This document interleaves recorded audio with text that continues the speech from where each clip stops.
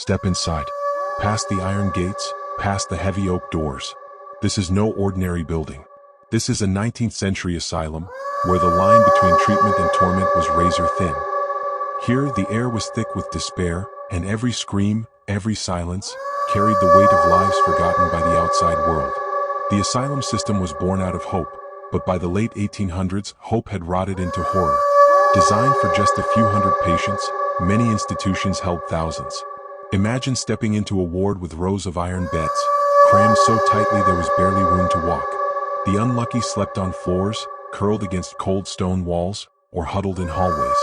Disease spread like wildfire. Tuberculosis, cholera, influenza, all thriving in the suffocating conditions. And yet, patients kept coming. The unwanted, the mentally ill, the inconvenient. The walls swallowed them whole. Medical staff, overwhelmed and undertrained, resorted to drastic measures. Straitjackets, shackles, and padded cells became standard tools. In some places, patients were chained to their beds for days at a time. Food was meager, sometimes rancid. Bathing was rare, and lice infestations ran rampant. What was once called treatment often looked more like punishment. Electroshock therapy without anesthesia, ice baths meant to calm the nerves, and long hours of enforced silence were the daily reality. And while some doctors believed they were helping, others simply looked away. We know much of this because of what was left behind. Case notes written by doctors read like chilling confessions. Patient exhibits unrelenting screams. Restrained. Another entry simply, unresponsive. Left in ward.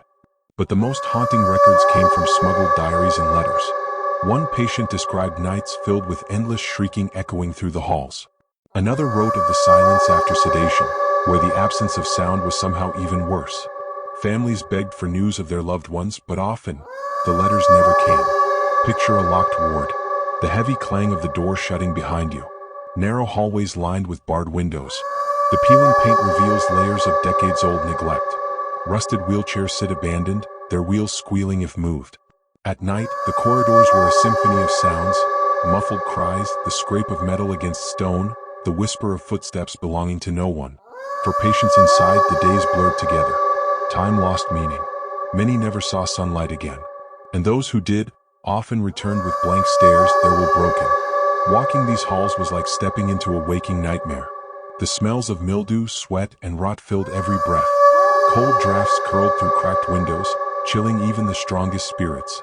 The silence could be oppressive, and then, without warning, shattered by sudden wailing. Visitors described feeling the building itself pressing in on them, as though the asylum were alive, feeding on the suffering inside.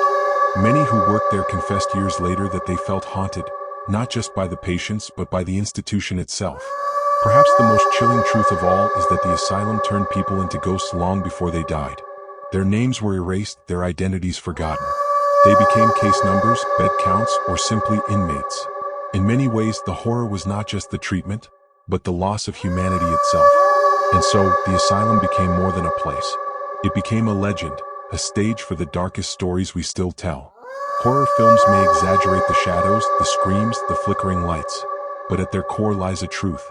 These walls did remember. And even now, decades later, they whisper to anyone who dares listen, this was real.